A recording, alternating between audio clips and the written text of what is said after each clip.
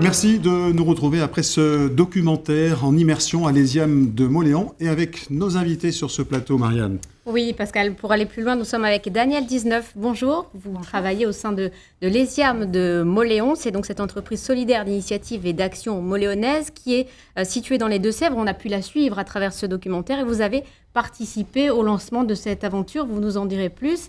Il y a également sur notre plateau Laurent Grand-Guillaume. Bonjour, ancien député PS de la Côte d'Or et président de l'association Territoire Zéro Chômeur de longue durée. Vous êtes donc celui qui a permis de transformer cette idée en réalité puisque vous en avez fait une loi. Il y a également le président Alain Rousset, président de la région Nouvelle-Aquitaine, l'un des 10 territoires français à avoir expérimenté ce dispositif. Il était parmi les 10 territoires qui a expérimenté ce dispositif. Et le président de l'Assemblée de Corse, Jean-Guy Talamogne, est avec nous. Bonjour. Bonjour. Vous militez depuis 2017 donc pour inscrire l'île dans ce dispositif puisqu'une seconde loi devrait voir le jour d'ici 2020 et permettre de prolonger ce dispositif. Tout à fait.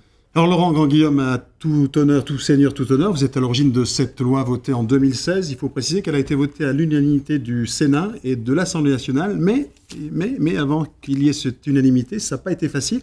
Au fond, cette loi de bon sens, cette expérimentation de bon sens n'a pas été, au fond, unanime tout de suite dans la classe politique. Non, parce qu'en fait, le projet est né dans la société civile, dans les grandes associations qui luttent contre la pauvreté caritative, comme ATD Quart Monde, Emmaüs ou le Secours catholique. Et tout ce qui naît dans la société civile, forcément, se percute à des logiques, on va dire, centralisatrices, finalement, parce que la société civile se mobilise dans des territoires pour trouver des solutions, et dans un pays très centralisé. Donc vous étiez en concurrence avec cette loi, c'est ce que vous voulez dire? C'est-à-dire qu'en fait, il y avait, on va dire, des forces conservatrices, pour dire les choses, qui ne souhaitaient pas voir une expérimentation à grande échelle se mettre en œuvre sur la question, en particulier, de la lutte contre le chômage. Et donc, il y avait des freins culturels. Mais dans votre propre groupe, au Parti socialiste. Bien sûr, il y en avait dans tous les groupes, d'ailleurs, au départ. Donc, on a fait œuvre de pédagogie, on allait convaincre chacun, et puis finalement, à la fin, il y a eu unanimité, à la fois, d'ailleurs, à l'Assemblée nationale et au Sénat, et surtout dans les territoires qui se mobilisent, parce qu'il faut que le projet repose sur un consensus local pour réussir. Réticence également de la part de l'administration centrale, parfois, parce qu'en juin dernier, après une intervention à ce sujet de la ministre du Travail, Muriel Pénicaud, dans l'hémicycle de l'Assemblée nationale, vous aviez réagi par voie de communiqué. Il y a une volonté de blocage, le fait qu'on puisse se passer des cadres de l'administration centrale, ça pose problème. Finalement, si vous voulez, aujourd'hui, le projet se développe en France, mais également à l'étranger, puisque la Belgique veut expérimenter l'idée à Bruxelles, à Charleroi et dans d'autres villes. Et en fait, il y a une langueur, finalement, une lenteur qui est imposée peut-être par notre fonctionnement, finalement, administratif, et ce qui est bien dommage, parce qu'en fait, il y a une urgence sociale par rapport à cette privation de l'emploi. Il y a des solutions qui existent, Territoire Zéro Chômeur de longue durée en est une, et ce qui est dommage, c'est d'être confronté à cette longueur permanente, finalement. Eh bien, nous allons la dépasser, parce qu'on ne gagne que les combats que l'on mène, et nous sommes mobilisés. Et aujourd'hui, d'ailleurs, il y a près de 200 territoires qui veulent expérimenter l'idée dans plein de régions différentes. Donc c'est un succès. Et c'est un succès parce que c'est la société civile qui porte le projet dans les territoires, avec les élus locaux, avec les associations, avec les entrepreneurs, les commerçants, les artisans. Et c'est pour cela que ça fonctionne. Ce n'est pas inventé à 4 autour d'un bureau pour créer un dispositif descendant qui ne produit aucun effet. Parce que quand on impose au territoire un dispositif, ça ne marche pas.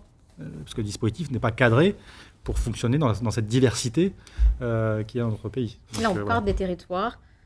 On part des territoires, on fait émerger l'idée avec les personnes, pas pour. On ne fait pas quelque chose pour, on fait avec les personnes privées d'emploi qui elles-mêmes construisent le projet. Et ensuite, on le lance avec une entreprise qui développe des activités qui n'entrent pas en concurrence avec des activités existantes et qui crée des emplois durables. Sur le dispositif. Je voudrais interroger Alain Rousset sur cette disposition qui part d'en bas des territoires. Les régions sont évidemment des acteurs de ces territoires. On a bien compris qu'il s'agissait de transférer les allocations de chômage en subvention pour les entreprises qui allaient créer de l'emploi durable. Au fond, c'est une idée qui paraît assez simple. Et comment cette idée n'est pas venue, cette idée de bon sens n'est pas venue plus tôt, au fond, y compris au président de région que vous êtes? C'est une idée que j'ai évoquée, moi, depuis longtemps, avec beaucoup de collègues, soit parlementaires, soit présidents de région.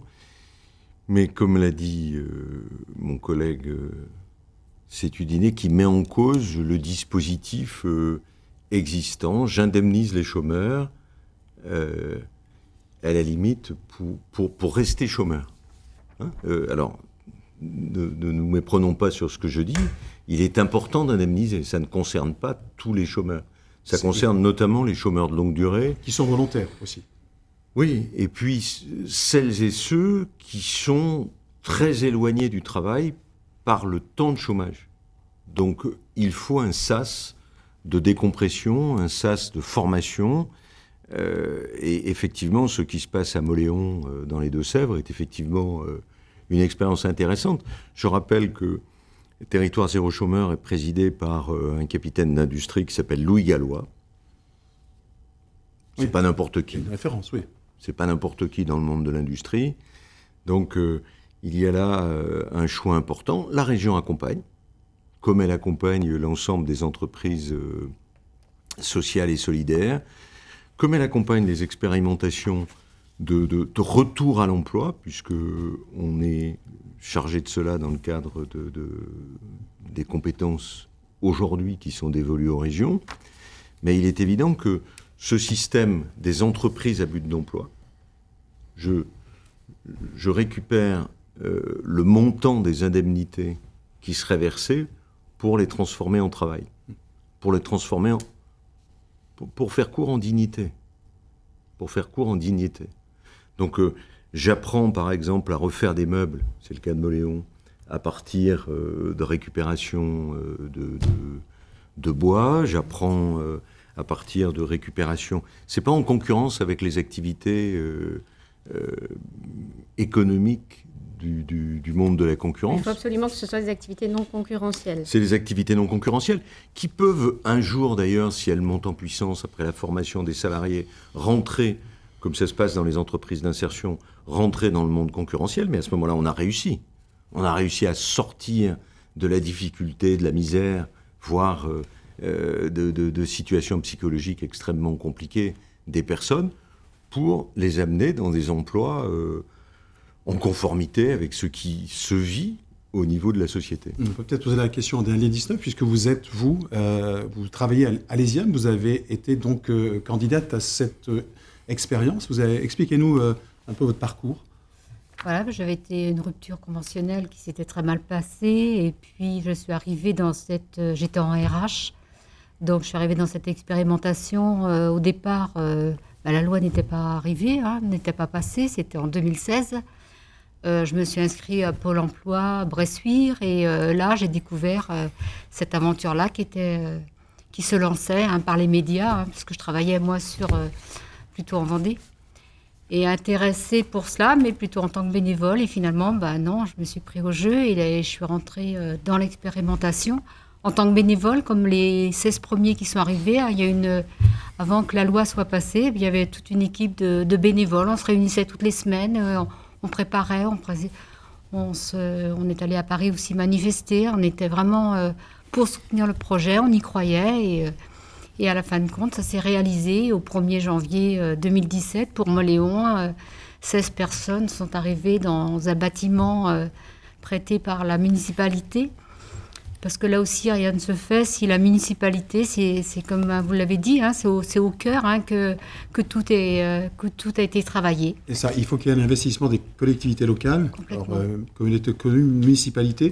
Tout ça, ça fait partie du contrat de départ. Alors, on va vous donner la parole, Jean-Guy Talamoni, parce qu'on sait bien que vous êtes candidat à cette expérimentation, mais justement, sur ce dispositif de départ, il y a des contraintes, il y a des obligations de service. Ce qui est important, c'est de construire le consensus local, c'est-à-dire de faire en sorte que les acteurs territoriaux, communes, communautés de communes, départements, régions, collectivités territoriales, travaillent ensemble pour justement réussir ce projet. Parce que s'il y a au départ... C'est sous forme de subvention, sous forme d'aide technique, d'ingénierie? Ça peut être une mise à disposition de locaux, par exemple. Ça, c'est une question importante. Ça peut être aussi sur la partie ingénierie, comme le fait aujourd'hui la région Nouvelle-Aquitaine, par exemple sur l'aide, on va dire, pour faire émerger le projet, parce qu'il faut 1 an à 1 an et demi avant de lancer le projet. Et ce temps-là, finalement, il est peu valorisé par l'État aujourd'hui, alors qu'il est très important dans les conditions de réussite du projet pour faire en sorte que les personnes privées d'emploi soient acteurs du projet et pas spectateurs d'un dispositif. Alors l'expérience va être poursuivie. Ce dispositif va faire l'objet, on l'espère, d'une deuxième loi fin 2019, début 2020, pour être étendu à de nouvelles zones. Et Jean-Guy Talamogne, en 2017, dès que vous avez eu connaissance de cette démarche, vous y avez tout de suite perçu son intérêt pour l'île. C'est cette île qui compte plus de 7000 chômeurs de longue durée. Depuis, vous militez pour la candidature de la Corse. Est-ce que la démarche est en bonne voie aujourd'hui ? Alors, je le crois. Bon, bien sûr, il y a toujours cette loi dont nous attendons qu'elle soit présentée et votée. Ce sera vraiment très important, mais ce sera déterminant, évidemment. Mais en ce qui nous concerne, en Corse, nous nous préparons donc à participer à la deuxième vague. Bon, nous avons travaillé, donc ça fait 2 ans que nous avons fait valider à l'unanimité par l'Assemblée de Corse. Donc, cette participation à cette aventure. Nous avons reçu à plusieurs reprises Laurent Grand-Guillaume en Corse. Nous avons beaucoup travaillé depuis. Nous avons créé... Alors, chez nous, c'est effectivement la collectivité qui a impulsé cette démarche. Donc, nous avons créé une commission donc, de l'Assemblée pour fédérer, je dirais, les différents territoires et surtout, au départ, pour les convaincre de participer. Donc, nous avons pris notre bâton de pèlerin avec Véronique Albertini, qui fait aussi partie du bureau de l'association nationale, avec Laurent Grand-Guillaume, mais qui est aussi, donc, qui travaille avec nous à la commission donc, de l'Assemblée de Corse. Nous avons pris notre bâton de pèlerin, nous sommes allés essayer de convaincre, avec succès je crois, donc les différents responsables élus locaux. C'est tout à fait essentiel d'avoir les maires des petites communes. Nous avons beaucoup de communes en Corse, 360 communes. Donc nous n'avons pas fini d'ailleurs le tour de la Corse, mais nous avons actuellement 6 communautés de communes sur 19 donc intercommunalités. Il y en a 6 qui ont déjà fait leur demande officiellement, qui ont délibéré. Et puis il y en a entre 10 et 15 qui sont donc sur le point, soit qui l'ont fait, soit qui sont sur le point de le faire. Nous discutons et puis nous continuons le tour de la Corse. Il faut... prendre le temps d'expliquer aux élus locaux, parce que c'est vrai, ça paraît une idée simple, mais le mécanisme n'est pas si simple que ça, il n'est pas tellement intuitif en réalité. Nous sommes rendus compte, nous, qu'il fallait, pour expliquer vraiment le mécanisme et les règles du jeu, donc aux élus locaux, aux responsables d'intercommunalité, aux maires, il fallait bien 1 heure, 1 heure et demie. Alors on n'a eu que des réactions enthousiastes, mais...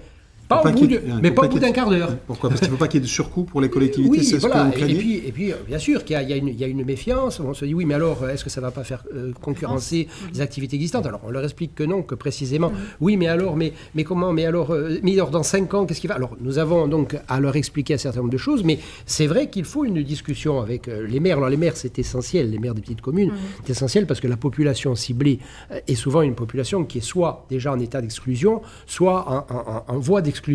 Et il ne suffit pas de les appeler à une réunion par voie de presse pour qu'ils viennent. Il faut aller les chercher à la maison et il faut leur expliquer tout l'intérêt qu'ils ont à se joindre à la démarche. Et ça, il n'y a que ceux qui connaissent le terrain, c'est-à-dire dans les villages, les maires, dans les plus grandes communes comme Bastia et Ajaccio, il faut effectivement que les municipalités soient engagées vraiment de manière très très forte. Bastia fait partie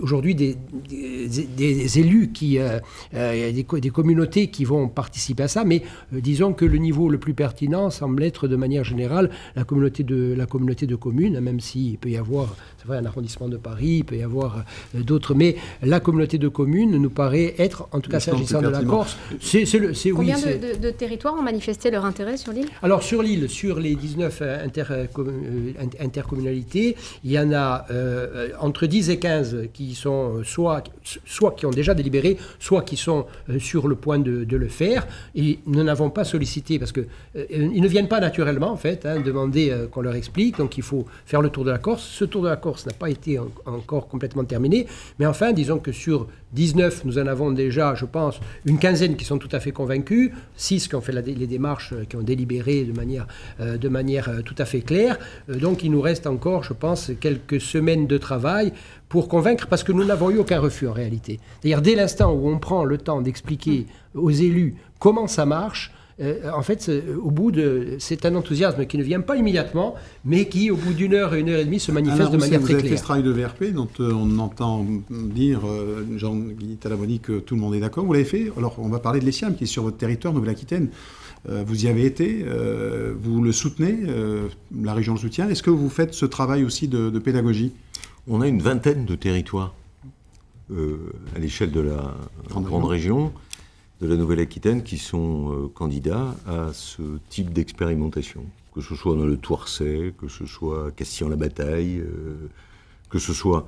Parce qu'on a 2 moléons. C'est plutôt les territoires ruraux? Oui, ils sont... On a un moléon dans le nord et on a un moléon en Soule, dans le sud, Oui.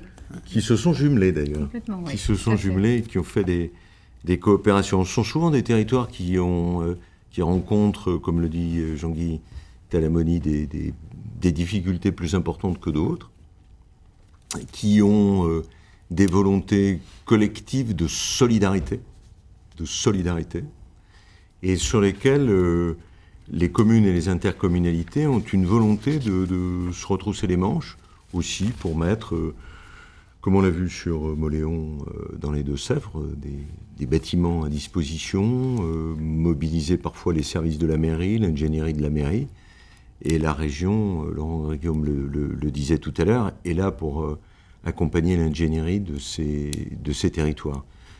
Ce n'est pas la seule solution à l'accompagnement du chômage. Je rappellerai un point important. L'Autriche, par exemple, accompagne 4 chômeurs sur 10. La France n'accompagnait qu'1 chômeur sur 10. L'Allemagne, 2 chômeurs sur 10. Parce que fait pas Pôle emploi. Et non, il faut mettre en cause personne. Les agents publics sont tous extrêmement volontaires et passionnés par leur mission. C'est un problème d'organisation.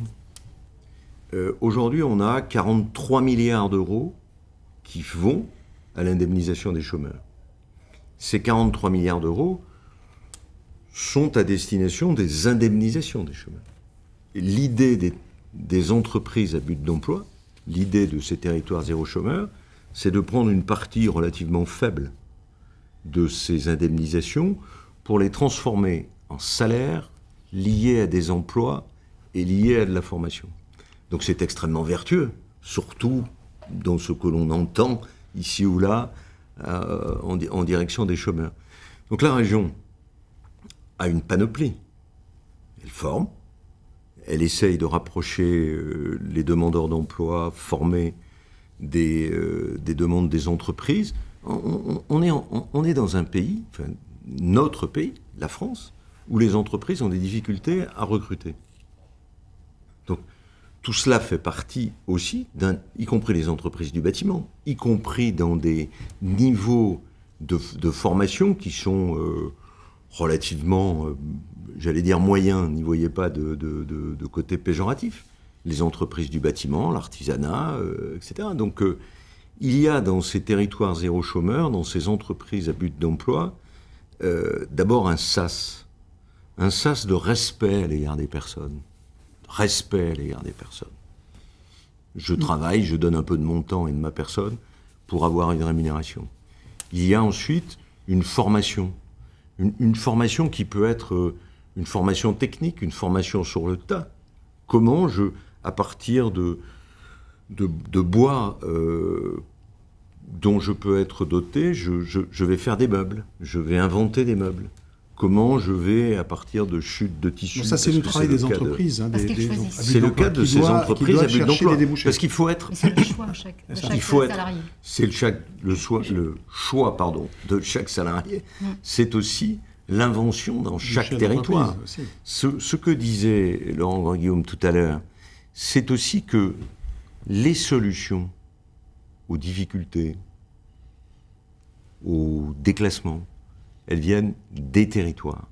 Et que nous avons besoin d'une décentralisation beaucoup plus forte, y compris réglementaire, pour permettre à ces initiatives de ne pas être simplement un parcours d'obstacles.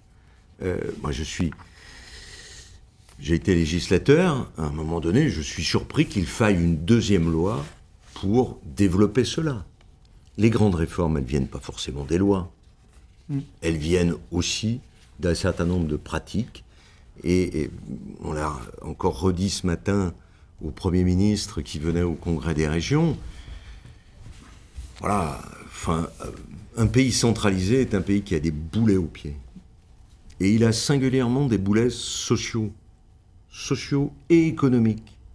L'Allemagne a réindustrialisé à partir de ces Länder avec les entreprises de taille moyenne ou les PME. Et nous pouvons faire de même. Ce n'est pas compliqué. Je ne comprends pas, moi, intellectuellement, juridiquement, économiquement, pourquoi c'est aussi difficile en France. Alors, on y reviendra. On va rentrer plus dans le concret avec vous, Madame 19, sur le terrain, dans cet ESIAM de Mauléon qu'on a pu voir à travers ce documentaire. Concrètement, comment ça se passe? Ce qui est important de dire, c'est qu'il n'y a pas de sélection à l'entrée. Ça fonctionne à l'envers d'une entreprise classique. Voilà. On s'adapte à la personne. Expliquez-nous. Ils arrivent à l'entreprise. Ils font partie d'une liste d'attente. Et après, on prend sur cette liste d'attente, dans l'ordre. On les accueille et nous, on connaît que leur nom et prénom lorsqu'ils arrivent dans l'entreprise. On leur trouve un travail sur mesure. On leur trouve un travail sur mesure. On leur dit, le premier jour, ils signent d'abord le CDI, primordial. Pourquoi primordial? Expliquez-nous. Primordial parce que le CDI, ça veut dire que là, ils peuvent s'inscrire, qu'ils n'ont pas peur d'être rejetés, que ça va durer, que là, ils vont pouvoir s'inscrire aussi dans leur développement familial. Enfin, ils auront des ressources tous les mois, que tout d'un coup, ça ne s'arrêtera pas, ou si ça s'arrête, c'est eux qui le voudront.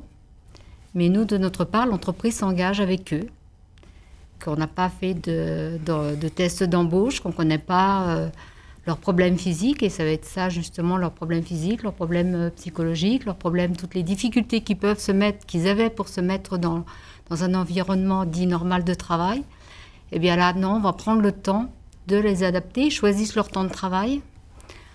Ils veulent tous au départ travailler à temps plein, on leur dit doucement, on va pas aller aussi vite, on vous laisse le temps, commencez à temps partiel, organisez-vous aussi chez vous, puisque quand on les accueille, c'est décidé du jour au lendemain, donc il y a toute une organisation personnelle à faire en dehors du travail. Pour assurer ce travail de pédagogie, voilà, c'est un chamboulement de passer complètement. Et là, ils ne s'en rendent pas. pas compte, ils sont dans l'euphorie, mais c'est ça aussi.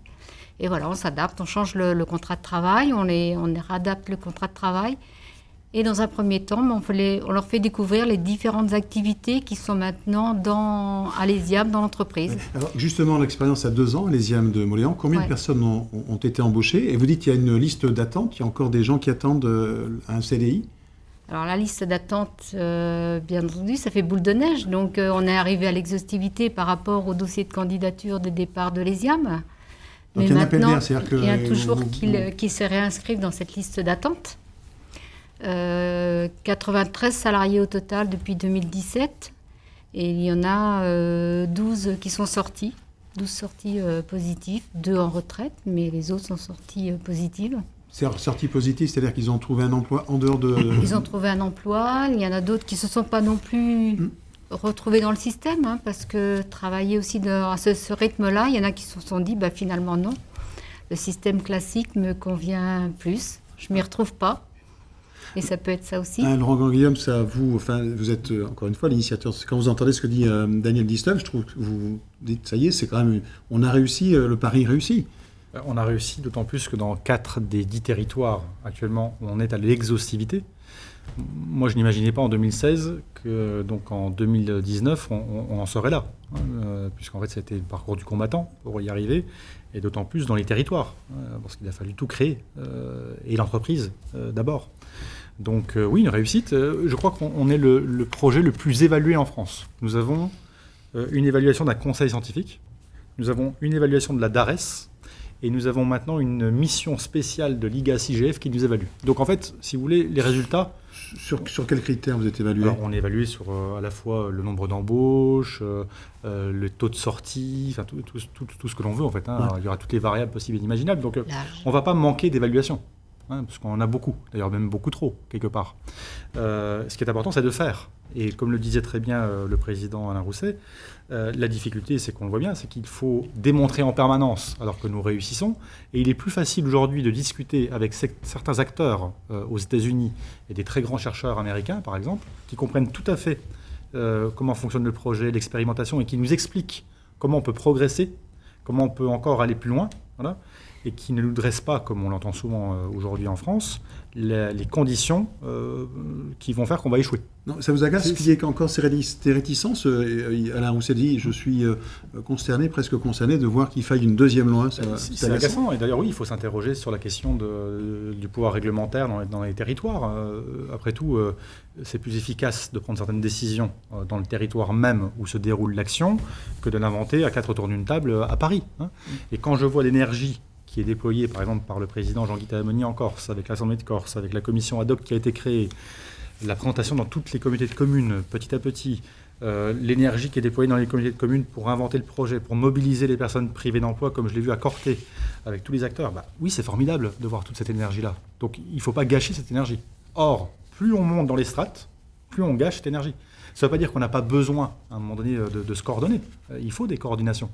Mais faisons les choses le plus proche possible du terrain. Et c'est l'exemple, d'ailleurs, qui est démontré à Mauléon, on le voit, avec l'entreprise qui a été créée, les activités qui sont développées, les contacts qui sont pris aujourd'hui avec un très grand groupe industriel pour être dans l'interstice, c'est-à-dire dans l'amont, dans les filières amont, sur le recyclage, c'est génial. Donc allons-y. S'inscrire dans la durée, c'est-à-dire dans un tissu économique et social d'un territoire. Parce qu'il faut bien rappeler, alors là, Jean-Guy Talamoni, c'est une expérience qui s'inscrit dans un territoire, de proximité en quelque sorte. Tout à fait. Alors, nous, c'est vrai, nous l'avons impulsé au niveau de l'ensemble de la collectivité de Corse, mais ce sont les territoires, chaque territoire qui fait son propre, qui élabore son propre projet. Donc, c'est un travail particulièrement minutieux et délicat. Donc, c'est vrai, et il faut arriver à un consensus, ce que disait Laurent Guillaume, localement.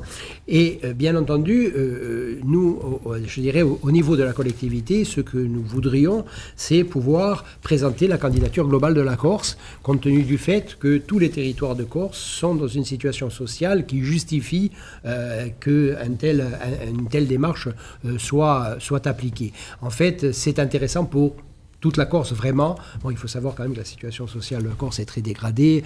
20% des Corses vivent au-dessous du seuil de pauvreté. 70% des Corses sont éligibles aux logements sociaux. Et en plus, avec des problèmes, je dirais, comme l'augmentation vertigineuse des prix de l'immobilier et du foncier, 138% en 7 ans, ce qui fait qu'aujourd'hui, les Corses ont du mal à se loger, que ce soit donc en achetant, ça devient impossible, mais même en louant, parce que les loyers ont été contaminés par les prix de vente. Donc nous avons des problèmes sociaux qui sont considérables. Nous avons des Corses qui sont relativement modestes donc, dans leurs revenus, et nous avons des cas d'exclusion en grand nombre. Et donc la population ciblée est importante. Les cas de chômage de longue durée sont multiples.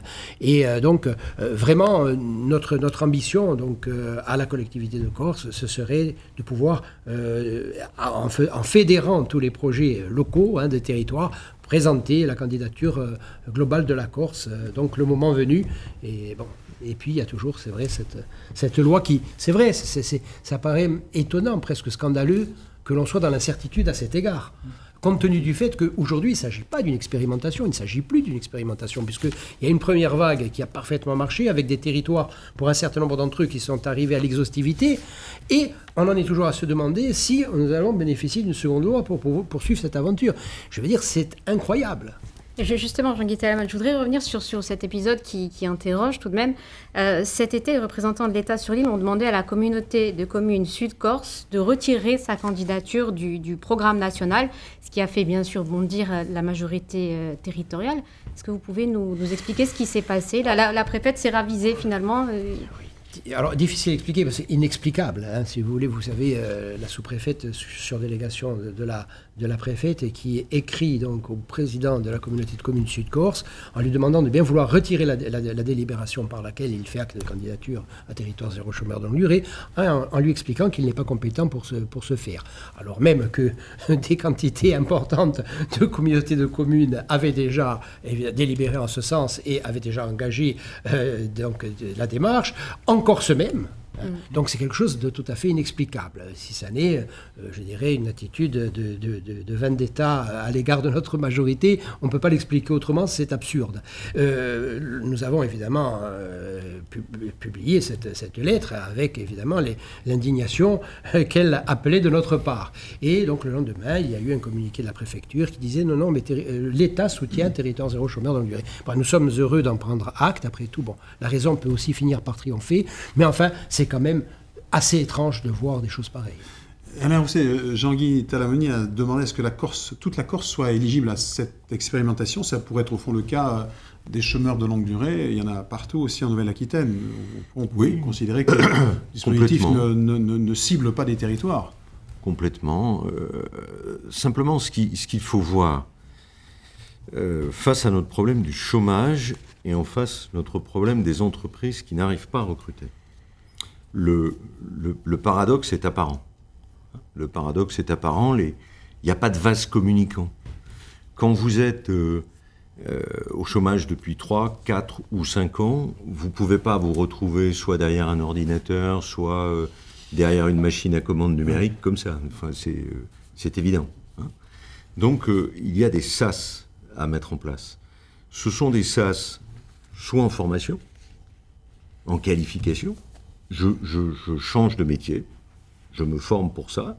Il y a tout un dispositif, et ça c'est plutôt positif, qui a commencé avec la loi 500 000 formations sous François Hollande, et qui est continué aujourd'hui avec la loi Pacte. Il y a des dispositifs d'entreprise d'insertion, de l'économie sociale et solidaire, et il y a l'expérience des territoires zéro chômeur. L'idée, et ça semble tellement humainement évident que chaque personne, chaque groupe de personnes a besoin d'une action spécifique. Tout le monde n'est pas, selon l'endroit où il habite, selon son histoire, selon les difficultés qu'il a eues dans sa vie, un handicap, une blessure, un accident familial, selon la fermeture d'une entreprise. Nous, on a Ford qui ferme. Ici, en Gironde, il va falloir reformer les salariés et attirer des entreprises pour trouver les emplois qui vont bien. Et puis, il y a ces personnes qui sont dans ces territoires zéro chômeur par rapport à ces entreprises à but d'emploi, qui sont peut-être les plus éloignés de l'emploi, les plus en difficulté, y compris, vous l'avez dit tout à l'heure, psychologiquement, culturellement. Vous passez pas 4 ans de chômage, parce que c'est plus de 52 mois de chômage qu'ont vécu ces personnes qui sont recrutées par les entreprises à but d'emploi. 52 mois de chômage. Vous imaginez ? Vous ne vivez pas de la même manière. Vous ne regardez pas le monde de la même manière. Vous ne vous regardez pas de la même manière. Donc c'est tout ce travail-là qu'il y a à faire. Ça suppose un encadrement, un environnement. Ça suppose d'être attentif aux gestes, d'être attentif. Moi, ce que j'ai vu dans les 2 ateliers à Mauléon, avec l'environnement des personnes, parfois des bénévoles qui viennent, est fantastique. Ça vous réconcilie avec l'espèce humaine dans un monde qui divise, qui isole. Et je crois qu'aujourd'hui, ce retour de l'humain, y compris dans l'économique, dans le monde de l'économie, y compris dans le monde de la vie, le collectif, parce que c'est un collectif qui est créé. C'est un collectif qui est créé. C'est un vivre ensemble qui est créé. C'est quelque chose d'exceptionnel. Et je citais les chiffres. L'indemnisation du chômage, c'est 43 milliards. Enfin, Laurent, Guillaume... 18 000 euros par an par chômeur. Voilà. Vous imaginez, même si on réagit sur un plan purement technocratique, purement budgétaire, purement économique, mais c'est tout bénéfice pour la société, pour les caisses de la sécurité sociale, pour les caisses de l'État. Parce que vous allez payer des charges, vous allez payer pour votre retraite, vous allez Avec payer l'État. vos Les dettes dettes, avec l'État. vous allez payer vos dettes. Enfin, Justement, c'est un mécanisme de plus pour permettre de retrouver l'emploi, parmi d'autres. oui, celui mais du on est dans territoire une zéro chômeur. société, une société complexe Oui, aujourd'hui. mais comme ça s'adresse à des personnes, comme vous le disiez, qui sont très loin de l'emploi et qui ont du mal à retrouver justement un accès à l'emploi, est-ce que, au fond, ça limite aussi les perspectives de ces, vous allez peut-être nous répondre, de ces personnes-là qui, au fond, ont un terrain d'emploi, si je dois dire, qui se limite quand même à des emplois peut-être moins qualifiés. On ne se pose pas la question. Non? Je pense que c'est un accompagnement d'abord. Et on s'aperçoit qu'il y a une personne, par exemple, qui avait un diplôme de soudure. Vous savez, les soudeurs, on les cherche partout. C'est rare. Oui. C'est très rare. Évidemment, il n'était pas actualisé. Mais seulement, il a permis, en faisant certaines missions dans des entreprises qui ont accepté de le prendre en formation, en quelque sorte, eh bien, il a permis de se réadapter, parce que son problème, c'était se réadapter au milieu du travail, parce qu'il avait d'autres problèmes personnels, et en faisant plusieurs essais, et au bout d'un an, eh bien là, il est parti en CDI. Alors, sur Fier le de plan lui. humain, on a entendu les témoignages à travers Voilà. ce documentaire de Natacha, de Jean-Pierre, de Claire, de Philippe. Ce dispositif a vraiment changé leur vie. Ça a aussi changé quelque chose pour la ville de Mauléon. Vous nous disiez, ça a permis de redynamiser la ville. Nos invités pourront réagir également. Pour quelles raisons? Parce que ce sont des gens qui s'installent à Mauléon, qui n'étaient pas à Mauléon avant. Qui était déjà à Mauléon, mais qui utilisait beaucoup les services sociaux pour manger, ne serait-ce que pour se nourrir. Donc déjà, ça, il n'y a plus à le faire. Ils consomment dans les commerces. Puis, c'est une nouvelle entreprise qui a été créée aussi sur Mauléon, avec quand même, on est 76 salariés aujourd'hui. Donc, on a consommé que sur Mauléon. On a acheté, 2 bâtiments ont été achetés. Et puis, toute cette population-là, elle consomme sur place, parce que souvent, ils n'ont pas les permis non plus. Vous parliez Donc, la d'impact sur la consommation cohésion est là. sociale, c'est un peu ça. Mais Absolument. justement, par rapport à un exemple qu'il y a dans ce film, on voit il y a un dépôt de pain qui a été installé pour mettre un peu de service au fond dans le village. Et ce dépôt de pain, a priori, ne rapporte pas autant qu'il devrait rapporter compte tenu du salaire. Et donc là, ça ne rapporte pas. On maintient quand même l'emploi, malgré tout. Est-ce qu'au fond, Laurent Guillaume, il faut, malgré tout, même si ça ne rapporte pas, se dire c'est des emplois qu'il faut, coûte que coûte, maintenir? Et de toute façon, le coût du chômage longue durée, c'est 18 000 euros. Comme l'a dit Alain Rousset, les personnes étaient au chômage depuis en moyenne 54 mois. Si nous n'avions pas proposé une solution, la situation aurait perduré. Donc le coût serait toujours là pour l'État et les collectivités locales. Donc oui, il faut à la fois maintenir cet emploi, le développer, et en plus, dans chaque entreprise, nous avons développé des activités différentes. Vous avez du maraîchage, vous avez parfois du bûcheronnage, vous avez des activités qui vont être liées à des services à la personne qui ont reculé dans certains territoires. Donc tout cela est complémentaire, et donc vous avez des activités qui vont générer un chiffre d'affaires suffisant, d'autres pas. Voilà. Et ça va se compléter dans le modèle économique. Nous sommes en train d'inventer ce modèle économique. Et nous sommes en train d'inventer un modèle économique qui repose sur la sécurité alimentaire, la transition énergétique, l'économie circulaire et les services de proximité. Tout cela dans la même entreprise. Donc c'est à la fois génial, parce que ça répond à des besoins locaux. Ça fait partie de la formation des salariés, puisque même si ces emplois sont pas... Cet emploi n'est pas rentable, cette mission n'est pas rentable, eh bien, ça fait partie de la formation d'un salarié. Et ce que disait un acteur d'insertion, il disait, Laurent, ce qui est important, c'est par exemple quelqu'un qui élague des arbres. L'important, c'est qu'il passe du temps dans l'arbre. Nous, on va pouvoir lui faire gagner du temps pour qu'il en passe encore plus dans l'arbre en s'occupant de ce qu'il y a en bas de l'arbre. Vous voyez ? Et donc, on trouve des activités complémentaires, finalement, des artisans, des commerçants, des TPE, des PME, des entreprises de taille intermédiaire. Et pour des répondre... collectivités territoriales aussi, parce que j'ai vu que les communes pouvaient faire appel à ces emplois pour pallier les emplois Ce communaux. pas des emplois communaux, en tout cas, au public. Parce qu'on on est bien sur la Il ne peut construction pas y avoir une d'une concurrence entreprise. là, Laurent Alors, Guillaume? justement, l'idée, c'est pas de remplacer les emplois de la commune. C'est bien de Pas un créer risque. de l'activité supplémentaire dans le territoire qui n'existait pas. Par contre, ce qui est intéressant, pour répondre aussi aux besoins des entreprises en termes de recrutement, on peut très bien imaginer qu'à terme, une entreprise à but d'emploi rejoigne un groupement d'employeurs dans le territoire, avec des TPE, des PME et des ETI, et que les salariés des EBE puissent travailler dans des entreprises pendant 6 mois, pendant 3 mois, et revenir dans l'OBE quand il n'y a plus de mission à faire, de manière à ce qu'on puisse ainsi répondre aux besoins, en particulier des métiers en tension dans le territoire, en formant bien sûr les personnes, parce que c'est pas simple, mais ça peut être aussi d'autres modèles à inventer. Il y a plein de choses finalement à inventer, et c'est ça la force du projet. C'est que, en fait, vous savez, Stéphane Hessel disait que le moteur de l'engagement, c'est l'indignation. Et moi, j'aimerais que l'État s'indigne un peu moins contre ceux qui prennent des délibérations, justement, pour lutter contre le chômage longue durée, d'accord ? Et s'indigne un peu plus contre ce qui ne bouge plus, voilà, ce qui est complètement gelé ou dans une forme de glaciation, parce que des solutions, il y en a, il suffit d'ouvrir les yeux et de regarder ce qui se passe dans les territoires. Et c'est formidable ce qui se passe dans les territoires. Il y a plein de choses qui se font, des expérimentations, il y en a aujourd'hui qui se déroulent aujourd'hui dans le pays. Donc, aidons toutes ces personnes à faire. Voilà, l'énergie vient de la base. Jean-Guy Talamoni, pour essayer de comprendre, vous, sur la Corse, un peu la typicité de ce territoire. Au fond, quels sont les métiers qui pourraient intéresser ces chômeurs de longue durée? Alors, ça dépend bien sûr des territoires. Hein. Bon, effectivement, il y a beaucoup de territoires ruraux qui sont concernés. Hein.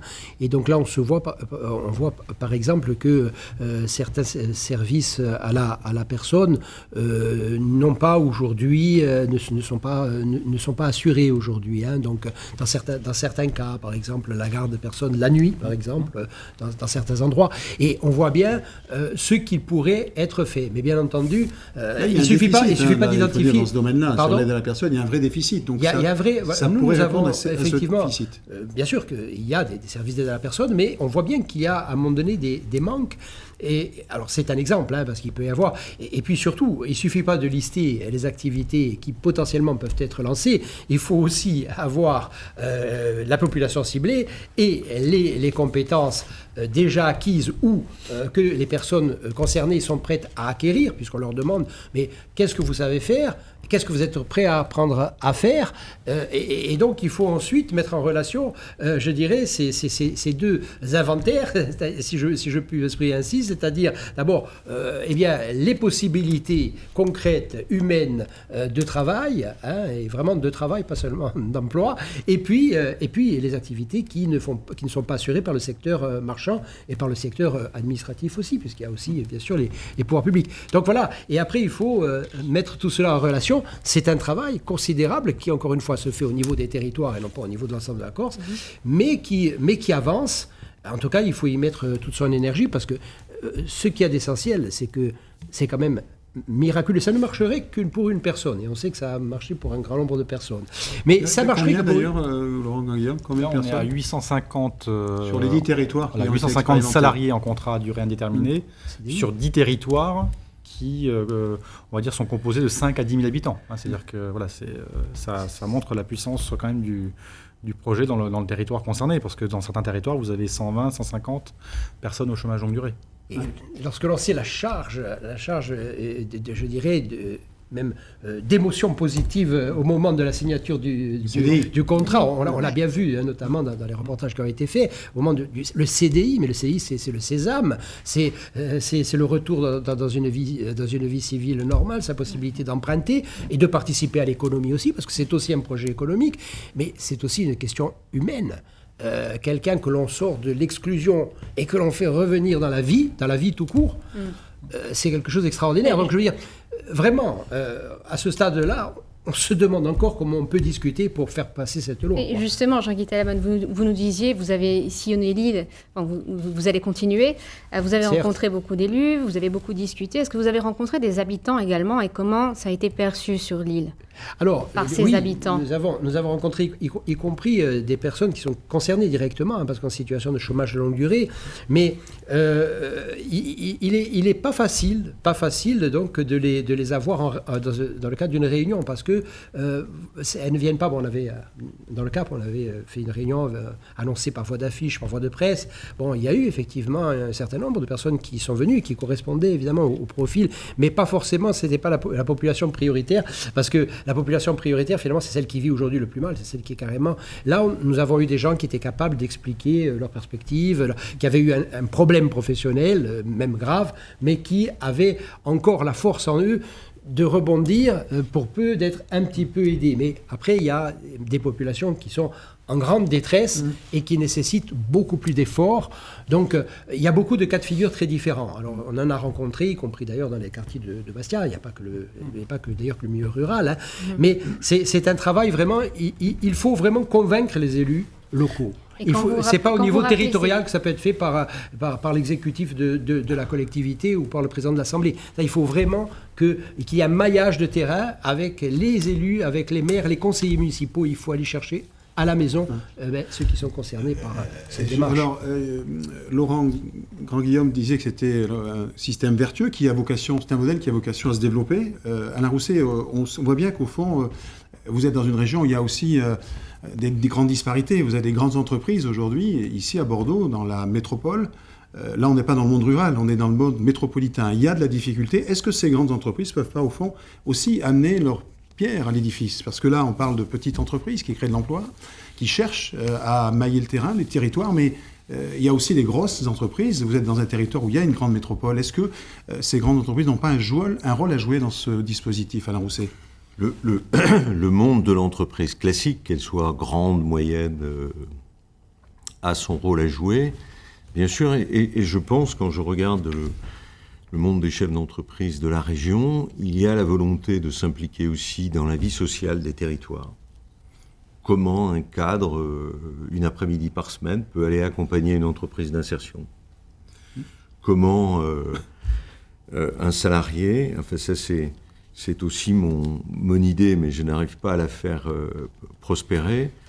Comment un salarié à 58 ans, dans le débat qu'on a sur l'âge de la retraite aujourd'hui, ne pourrait pas, avec une diminution du temps de travail, pour arrêter tous ces débats sur l'âge de la fin du temps de travail, devenir tuteur. Et devenir tuteur auprès de personnes qui sont dans ces entreprises à but d'emploi. Il y a toute une réflexion dont on a perdu la perspective, dont les pouvoirs publics ont parfois perdu la perspective et l'initiative, et qui se joue sur les territoires, où l'on pourrait retrouver non seulement du vivre ensemble, certains sont peut-être indifférents, parfois vous entendez les réflexions, faut se lever tôt, faut traverser la rue, ça se passe pas comme ça. Ça se passe pas comme ça dans la société. C'est quelque chose de beaucoup plus complexe. La patte humaine est plus difficile. Encore une fois, prenons bien en conscience que les personnes qui sont concernées par ces entreprises à but d'emploi ont plusieurs années, 3, 4, 5, de chômage. Je veux dire, imaginons. Et la moyenne d'âge, c'est 44 ans. Donc, vous imaginez, vous n'êtes pas bien dans votre tête et dans votre corps, vous n'êtes pas bien aussi, regardant les drames de famille qui a pu exister sur le chômage caché du père de famille ou de la mère de famille, etc. Donc c'est de la dignité qu'on retrouve. Et cette dignité, elle est intéressante pour le collectif, elle est même intéressante pour nos comptes sociaux, pour nos équilibres sociaux. Et ça, c'est quelque chose d'important. Vous savez, je pensais à l'instant où Jean-Guy Talamoni, ou vous-même, ou Laurent Grand-Guillaume, parlaient de ce que ressentait un chômeur de longue durée. Il y a un chanteur québécois, alors je ne me rappelle plus son prénom, Leclerc. Oui, il y a des Leclerc au Québec, oui. Non, mais celui qui chante... Oui. Félix Leclerc. Il a une chanson sur les chômeurs. Et une chanson terrible sur les chômeurs, qui se termine, et puis ça fait du bien dans une ville, on voit des morts qui marchent. Justement, puisque vous faites allusion à l'étranger, c'est une phrase, vous faites allusion à Alain Rousset à l'étranger, et c'est une expérience qui a dépassé les frontières. Qui a été étudiée même par des scientifiques d'Harvard. Oui, en particulier William Julius Wilson, qui est le sociologue américain qui a travaillé sur la transformation des ghettos noirs aux États-Unis, qui vient de Chicago, et qui s'est intéressé à territoire zéro chômeur longue durée, et qui trouve cette expérimentation très intéressante, justement, et qui nous a conseillé sur comment progresser. Et en particulier, il nous a dit qu'il est très important de s'adresser aux marges. En fait. Et quand on dit aux marges, c'est de comprendre pourquoi certaines personnes ne viendront pas dans le BE et pourquoi certains territoires ne se mobiliseront pas. Et quand vous comprendrez pourquoi les personnes ne viennent pas, et pourquoi certains territoires ne viennent pas, eh bien, vous ferez grandir encore ce projet. Et alors, pourquoi ? Eh bien oui, on le voit par exemple, certaines personnes ne viennent pas, et on leur pose la question, pourquoi vous ne voulez pas venir ? Elles ne disent pas, en fait, je ne veux pas travailler. Elles disent, je sens en fait que j'en ai pas encore les capacités, que je me sens pas capable de faire. Parce qu'en fait, elles ont à la fois perdu confiance en elles. Elles ont aussi parfois des maladies psychiques, par exemple. Elles ont connu une longue dépression, avec des difficultés à se reconstruire. Et ce sont des problématiques très complexes à prendre en compte. Et donc là, on y travaille dans certains territoires, avec des collectifs locaux pour accompagner ces personnes pour qu'elles viennent vers l'EBE, parce que personne n'est inemployable. C'est ce que nous disons, mais on y croit. C'est l'un des piliers de cette expérimentation. Tout à fait. Et on le fait. Et donc ça, c'est le premier sujet. Et puis après, il y a aussi des territoires qui ne sont pas très mobilisés. Alors, parfois, ils ont d'autres projets intéressants. Mais on sent aussi qu'il y a des territoires qui ont été abreuvés de dispositifs descendants. Vous voyez, avec le préfet qui arrive, qui dit voilà, j'ai 20 places, prenez ces 20 places, trouvez-moi les personnes. Bon. Et on voit qu'il y a eu parfois une habitude prise dans le territoire, qui a en fait, je dirais, gommé finalement les énergies locales. Donc en fait, il faut reconstruire avec les élus locaux pour se dire oui, on peut faire, et vous pouvez faire vous-même en fait. Et vous avez cette liberté de le faire aussi. Parce qu'en fait, on voit qu'il y a eu des carcans mis dans certains territoires. Et ça, c'est très important. En particulier, je vois dans certains quartiers politiques de la ville, dans les quartiers populaires, où là, il y a beaucoup d'énergie, mais ces énergies, elles ont parfois été cassées. Il nous reste 30 secondes. Juste Il 30 reste 30 secondes. secondes. Ce qui montre que ce qu'on attend de l'État, nous autres, sur les territoires, c'est qu'on nous permette, que la loi et le règlement nous permettent. Après, parce que là, tout est bénéfique. Tout est bénéfique. On a 43 milliards, une partie. Tout le monde en bénéficie, de la sécurité sociale aux caisses de retraite. Merci beaucoup à tous les beaucoup. quatre. On suivra évidemment avec attention et intérêt la nouvelle phase de cette seconde loi, en espérant, Jean-Guy Talamoni, que la Corse sera élue dans sa globalité. Merci à tous les quatre de votre participation à cette émission et merci à vous, Marianne. Merci.